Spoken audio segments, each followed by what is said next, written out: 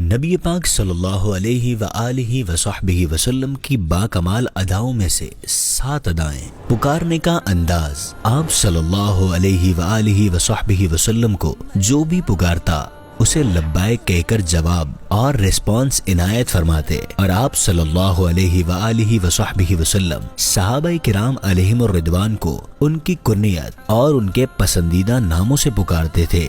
بات سننے کا انداز، اگر کوئی شخص آپ صلی اللہ علیہ وآلہ وصحبہ وسلم کے کان میں وسپر کرتا تو جب تک اس کی بات مکمل نہ ہو جاتی اپنا سر مبارک اس کے منہ سے دور نہ فرماتے۔ صحابہ کرام میں بیٹھنے کا انداز، صحابہ کرام علیہم الرضوان مجلس میں حاضر ہوتے تو آپ صلی اللہ علیہ وآلہ وصحبہ وسلم کبھی پاؤں پھیلا کر نہیں بیٹھتے تھے۔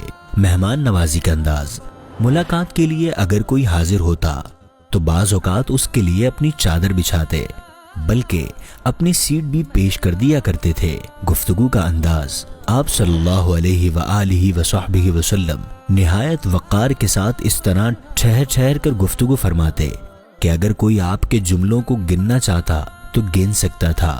چلنے کا انداز، آپ صلی اللہ علیہ وآلہ وصحبہ وسلم رفتار کے ساتھ اور ذرا جھک کر یوں چلا کرتے تھے گویا کسی بلندی سے اتر رہے ہیں۔ حضرت سیدنا ابو ہریرہ رضی اللہ عنہ فرماتے ہیں، آپ صلی اللہ علیہ وآلہ وصحبہ وسلم اس قدر تیز چلتے تھے گویا زمین آپ کے قدموں کے نیچے سے لپیٹی جا رہی ہو۔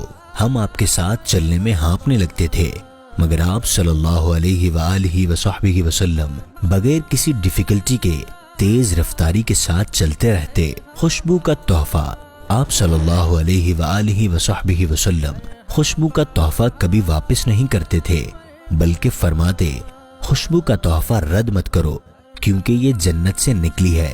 اللہ عز و جل ہمیں بھی میلاد مصطفیٰ صلی اللہ علیہ وآلہ وصحبہ وسلم کے صدقے ان مبارک اداؤں پر عمل کرنے کی توفیق عطا فرمائے، آمین بجاہ النبی الامین صلی اللہ تعالی علیہ وآلہ وصحبہ وسلم۔